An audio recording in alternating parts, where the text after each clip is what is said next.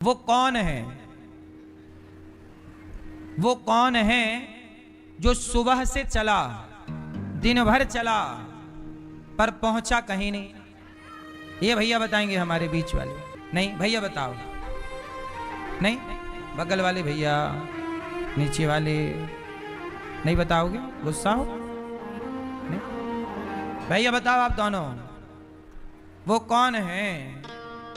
पीछे वाले भैया बताओ, टोपी वाले, वो कौन है जो सुबह से शाम, और जब नाव चली, सवेरा हुआ, लोग नहाने आए, तो भंगेड़ियों की भी भांग वांग थोड़ा उतर गई। उन लोगों ने कहा यार हम पहुंच गए। पूछा भाई ये प्रयागराज है क्या? बोले प्रयागराज नहीं है, ये तो वृंदावन ही है। बोले हम लोग चले कहां से थे? बोले वृंदावन से चले। तो हम लोग वृंदावन से चले, वृंदावन में है। बोले हम लोग पहुंचे क्यों नहीं? बोले कैसे पहुंचते, तुम्हारी नाव खूंटे से बंधी है। नाव बंधी थी खूंटे से, और बंधी नाव को पूरी रात चलाते रहे, तो पहुंचेंगे कैसे? तो जो खूंटे से बंधा है वो कितना भी हाथ पांव चलाए पहुंचेगा कहीं नहीं। इसलिए कहता हूं सबसे पहले अपने मन को संसार के खूंटे से हटाओ, पत्नी से, पुत्र से, परिवार के खूंटे से खोलो, और अपने मन को भगवान में लगाकर आगे बढ़ो, तब ना लक्ष्य मिलेगा। अब तुम वृंदावन आए, पर तुम्हारा मन घर पे ही रखा है, तो यहां आके भी तो तुम घर पे ही हो। इसलिए अपने मन को खोलो, खूंटे से खोलो नाव को, तब ना मंजिल मिलेगी। ऐसे आप अपने आप को खोलिए, जगत से, जगत के बंधनों से मुक्त करिए, तब आपको आपका लक्ष्य प्राप्त होगा। गोपियां बोली खूंटे से खोल दिया बछड़ों को, भगवान ही खोल सकते हैं और कौन खोले। इसलिए भगवान से कहो कि प्रभु जगत के मोह से आप ही हमें मुक्त कीजिए। हमारे जैसे बछड़ों को भगवान ने खोला, हमें भी भगवान ही जगत से मुक्त कर सकते हैं। गोपियां बोली, मैया बोली कि जब लाला ऊधम मचायो करें तो नेक तुम गुस्सा करके डांट दिया करो। अरे मैया हम तेरे लाला को का डांटें, जब आपको डांटवे जाती हैं तो ये ही करके हमारी तरफ देख के हंस देता है, और जैसे ही हंसता है हम इसकी मुस्कान पे खो जाते हैं और हम कुछ कह नहीं पाते। मैया कन्हैया मुस्कुराए। अच्छा भगवान आपकी तरफ देख के मुस्कुरा दे ना, तो आप मर जाओ। अच्छा मुस्कान भी मार डालती है कि नहीं? नहीं, आजकल के नहीं लड़के कहते हम तुम पे मरते हैं, उस पे मर गया, उसकी सुंदरता पर, मुस्कान पे ही मर गया। जब आज के लड़के जगत की लड़कियों की सुंदरता पर मर रहे हैं, तो भला भक्त भगवान की सुंदरता पर ना मर जाएगा? जब लड़की इतनी सुंदर है, लड़के इतने सुंदर हैं, पशु इतने सुंदर हैं, पक्षी इतने सुंदर हैं, प्रकृति इतनी सुंदर है, तो इन सबको बनाने वाले भगवान कितने सुंदर होंगे, और उनकी सुंदरता पर भला भक्त कैसे ना मरे। इसलिए कहता हूं इस संसार को बनाने वाले भगवान बहुत सुंदर हैं, इसलिए जगत की सुंदरता पे मरा ना करो। संसार इतना सुंदर नहीं है जितना आपको लग रहा है। अच्छा एक बात बताएं, आप क्या चाहते हैं? क्यों मैया आप क्या चाहती हो?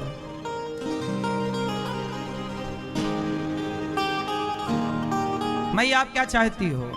क्यों मैया आप क्या चाहती हो?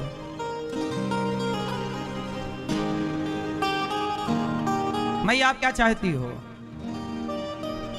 हैं? आप क्या चाहती हो?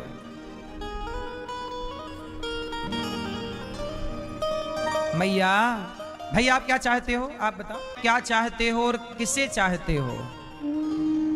आप जिसे भी चाहते हैं चाहिए, पर मुझे बताइए कि उनको चाहने से फायदा क्या है? इसलिए कहता हूं यदि आपको चाहिए तो जगत क्यों चाहिए, जगन्नाथ चाहिए ना, तो सब कल्याण हो जाएगा। एक व्यक्ति कह रहे थे कि स्त्री क्या चाहती है। अच्छा मैया बताओ स्त्रियां क्या चाहती हैं? आप बुरा ना मानो तो एक कहानी सुनाऊं। सुनो, स्त्री क्या चाहती है, एक कहानी मैंने सुनी, मुझे लगा आपको सुना दूं। पता नहीं सही है कि गलत है, ये मैं नहीं जानता। एक राजा ने एक मंत्री से पूछा कि बताओ स्त्री क्या चाहती है, बताओ। उसने कहा महाराज मैं थोड़ा टाइम लूंगा। भाई ये प्रश्न इतना आसान नहीं है कि इसका अभी अभी मैं उत्तर दे दूं। अब वो आदमी बड़े बड़े विद्वानों से पूछा कि भाई स्त्री क्या चाहती है। भाई स्त्री क्या चाहती है किसी को नहीं पता है ना। अब देखो क्या चाहती है। एक स्त्री ने अपने पति को ड्रम में पैक कर दिया घोचूलाल के चक्कर में। अब वो क्या चाहती है किसी को नहीं पता। अपने वाले को ड्रम में पैक कर दिया, एक और ने अपने वाले को ऊपर खाई से फेंक दिया। तो क्या चाहती है किसी को नहीं पता, कब क्या चाहने लग जाए। एक स्त्री अपनी बेटी के लिए लड़का ढूंढ के लाई और लड़का बेटी को बाद में पसंद आया, खुद को पसंद करके भाग गई उसके साथ। मतलब सास भाग गई दामाद के साथ। क्या चाहती है पता नहीं। तो राजा ने सवाल किया कि स्त्री क्या चाहती है। तो उसने कहा मैं बताऊंगा, समय लगेगा। अब वो खोजता खोजता बड़े बड़े विद्वानों के पास गया कि भाई स्त्री क्या चाहती। एक जंगल में गया तो वहां एक चुड़ैल रहती थी। कौन? चुड़ैल। वो चुड़ैल बड़ी सुंदर बन के आई उसके पास, और सुंदर बन के आई और सुंदरी बन के आई। बोली कौन हो तुम? बोले मैं एक प्रश्न का उत्तर लेने आया हूं। राजा ने पूछा है स्त्री क्या चाहती है, तुम तो स्त्री हो, बताओ तुम क्या चाहती हो। उस लड़की ने कहा कि मैं तुमसे विवाह कर लूंगी, पर मेरी एक शर्त है। मैं तुम्हारे प्रश्न का उत्तर बाद में दूंगी कि स्त्री क्या चाहती है, परंतु पहले मेरी बात सुनो। मैं यहां चुड़ैल हूं, चुड़ैल। अब तो वो डर गया, चुड़ैल। लेकिन मैं सुनो, मतलब मैं ब्रांडेड चुड़ैल हूं, चाइना मॉडल नहीं, मैं चुड़ैल ही बनी रहती हूं, ऐसा नहीं। मैं थोड़ा ब्रांडेड चुड़ैल हूं, मैं सुंदरी भी बन जाती हूं। देखो मैं तुम्हारे सामने आई हूं सुंदरी बनकर, मैं ऐसी सुंदरी भी हूं। तो ऐसा करो कि मैं तुमसे विवाह कर लूंगी। अच्छा कर लो, कर लो, पर ये बताओ मैं तुम्हारे संग तुम्हारी पत्नी बनकर रहूंगी, पर एक टाइम मुझे चुड़ैल बनना ही पड़ेगा दिन भर में। या तो मैं दिन को चुड़ैल बनूं कि रात को चुड़ैल बनूं। तो अब तुम बताओ कि तुम मुझे दिन में चुड़ैल के रूप में देखना चाहते हो कि रात को चुड़ैल के रूप में, क्योंकि एक टाइम में आपकी सुंदरी पत्नी बनूंगी और शाम को, मतलब अब तुम कंफर्म कर दो कि मैं रात को चुड़ैल बनूं कि दिन को, क्योंकि एक टाइम मैं सुंदरी रहूंगी और एक टाइम मुझे चुड़ैल बनना ही पड़ेगा क्योंकि मैं चुड़ैल हूं। उस आदमी ने कहा ऐसा है कि जो तुम्हारा मन हो, जब तुम्हें चुड़ैल बनना है, जब तुम्हें स्त्री बनना है, सुंदरी, जो तुम्हें मन आए तुम बन जाया करो। वो तो बड़ी खुश हुई कि वाह, बोले मिल गया तुम्हारे प्रश्न का उत्तर। बोले इसमें क्या उत्तर था? बोले स्त्री क्या चाहती है? बोले स्त्री यही चाहती है कि जो हम करें हमारे मन का करने दो, हम यही चाहती हैं। हम जब चाहें चुड़ैल बन जाएं और हम जब चाहें सुंदरी बन जाएं। हमें ये दबाव ना दो कि तुम इस टाइम सुंदरी बन जाओ और इस टाइम, दबाव नहीं, स्वतंत्रता। तो ऐसी ये विनोद की कथा है, सामान्य सी कथा है, परंतु आप क्या चाहते हैं? मैं कहता हूं कि आप देखो, बहुत ठंडे दिमाग से सोचिए कि आप क्या चाहते हैं। आप सारी जिंदगी जी, अच्छा भैया आप बता सकते हो आप क्या चाहते हैं जीवन में, क्या चाहते हैं? नहीं ना? सारी जिंदगी जीने के बाद पूछा जाए कि भाई साहब आप चाहते क्या हो, कोई ना बता पाएगा। बेटा होने के बाद, पत्नी होने के बाद, पति होने के बाद, धन होने के बाद भी लोग कुछ चाहते हैं, पर यही समझ में नहीं आता कि ये चाहता क्या है।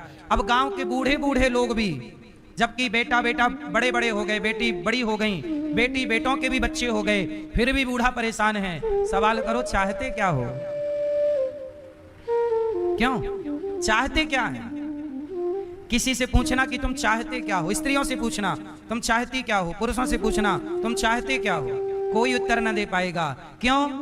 क्योंकि एक बात बताएं, कितना कुछ आपको मिल जाए पर जब तक भगवान नहीं मिले तब तक किसी की चाह पूरी होती ही नहीं है। भगवान को पाने के बाद ही जीव ये कह सकता है कि मैंने सब कुछ पा लिया। भगवान को छोड़ मैया इस संसार में कोई आपकी इच्छा पूरी नहीं कर सकता। कितना भी सुख मिल जाए पर आप कभी तृप्त नहीं होंगे। भगवान से ही तृप्ति मिलेगी पाने के बाद। कहते हैं ना, मिलता है सच्चा सुख केवल भगवान तुम्हारे। बाकी संसार में सुख होता तो सब सुखी ना हो जाते,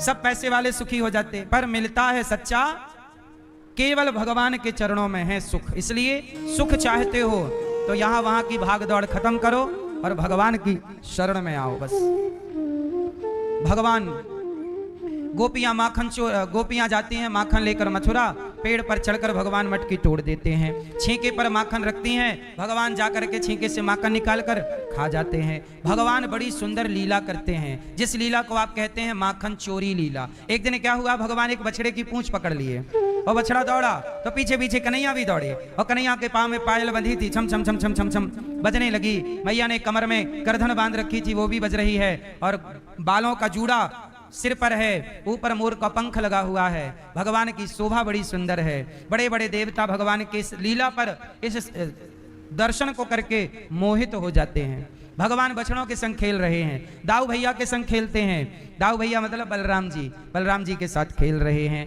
ग्वाल वालों की टीम बनाई, चलो चोरी करें। किसी के भी घर घुस जाते हैं, माखन वाखन खा के आ जाते हैं मुंह पहुंच करके, किसी को पता ही नहीं चलता कि चोरी होगी घर में।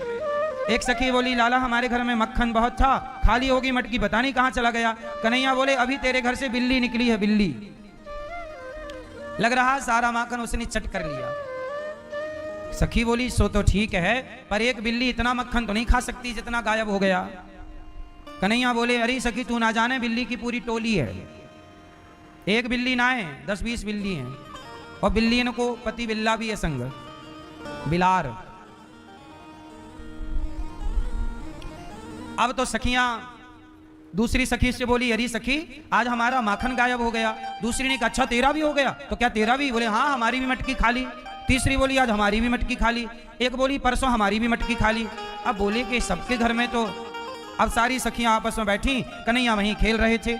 एक सखी ने बुलाया, ए कन्हैया यहाँ ये बता, हमारे घर का माखन गायब हो रहा है, कहाँ जा रहा है? तब भगवान बोले कि सुनो, हमारे गांव में बिल्लियन को बड़ो आतंक है, सबरो माखन बिल्ली खा जाए। अब सखियां जैसे तैसे बोली, ठीक है बिल्ली खाए, चलो। अब देखा तो है नहीं किसी को खाते। अब सारी सखियों ने योजना बनाई कि ऐसा है कि आप में से, हम में से कोई एक सखी घर में रहा करेगी। जब पानी लेने जाती हैं तो सब चली जाती हैं, खा जाता है कोई माखन, एक रहेगी, पता लगाएगी कौन खा रहा है। अब सारी सखियां गई पानी लेने यमुना जी, पर एक दो घर में खुफिया के रूप में रह गईं। अब कन्हैया को लगा सब तो चली गईं, घुसे किसी के भी घर में और बढ़िया चक्क मक्खन खा रहे हैं। अब सखी दूर खड़ी होकर के खिड़की से देख रहे, अच्छा यो नंद को छोरा माखन खाए और नाम बिल्ली को लगाए। अब सारी सखियों को बताए दियो कि सुन भाई सखी, आज नंद के लाला ने सबरो मक्खन खायो और महीनों से वही चिट करे और हमें कह दे कि बिल्ली ने सबरो माखन खाए लियो। अब सारी सखियां गईं, मैया ओ यशोदा।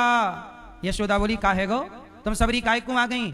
अरे मैया तो को पतो ना है, तेरे लाला ने हम सबन के घर में घुस के सबरो माखन यादारी के ने खाई लियो, सबरो माखन याने खाए लियो।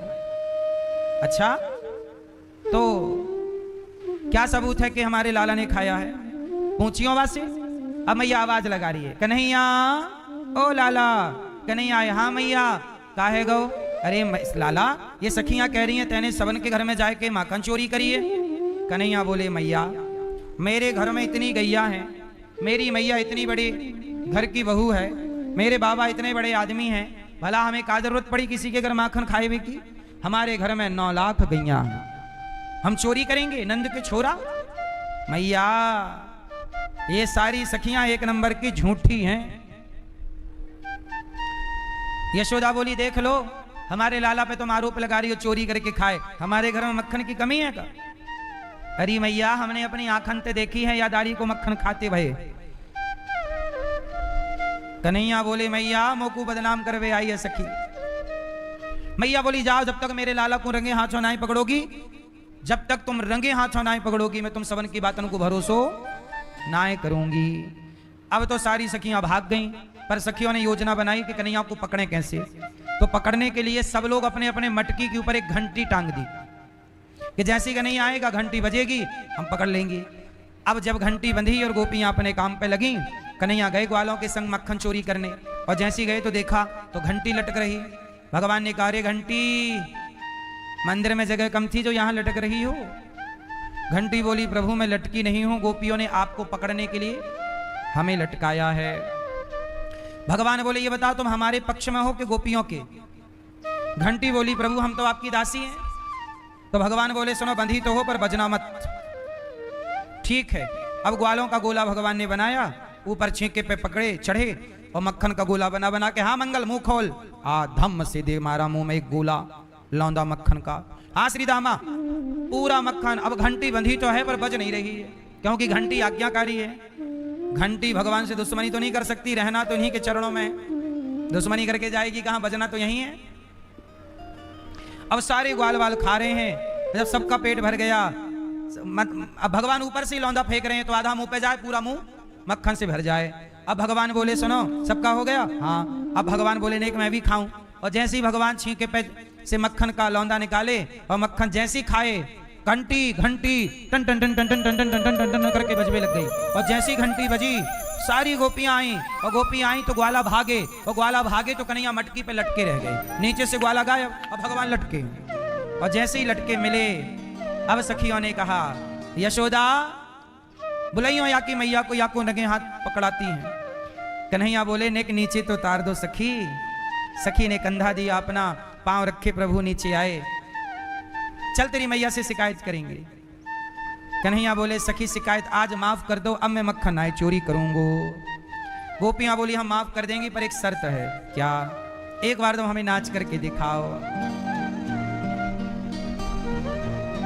एक बार हमें क्या दिखाओ, नाच करके दिखाओ।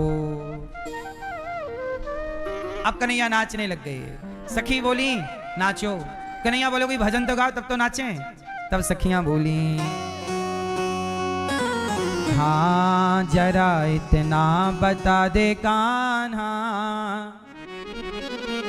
तेरा रंग काला क्यों। सब मैया बोली कन्हैया तू भगवान है। कन्हैया समझ गए कि मैया मोह को भगवान मान लेगी तो लीला बिगड़ जाएगी, सब भुला दिया। अच्छा भगवान है भगवान, पर अपनी भगवत्ता को छिपा करके रखते हैं। एक दिन मैया कन्हैया को दूध पिला रही हैं,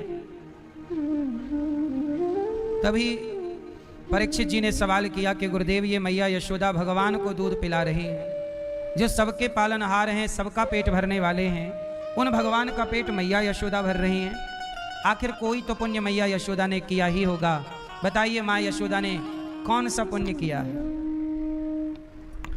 तब कहा कि मैया यशोदा ने संतों की, देखो यशोदा मैया ने कौन सा पुण्य किया कि कृष्ण जैसा पुत्र मिला। भाई बिना पुण्य के तो कुछ नहीं मिलता। तो यशोदा जी पिछले जन्म में धरा नाम की स्त्री थी, जिन्होंने संतों की सेवा की, और सेवा के कारण इन्हें भगवान पुत्र के रूप में मिले। इसका मतलब यह है कि सेवा करने से भगवान मिल जाते हैं, भक्ति करने से तो भगवान मिलते हैं, दर्शन देकर चले जाते हैं। ध्रुव जी ने भक्ति की तो भगवान दर्शन देकर के अंतर्धान हो गए, पर यशोदा धरा ने सेवा की तो भगवान धरा को पुत्र बन करके मिल गए। इसलिए मेरी माँ, भक्ति से मिलेंगे भगवान तो जरा सी देर के लिए मिलेंगे, पर सेवा से मिलेंगे भगवान तो सदा सदा के लिए मिलेंगे।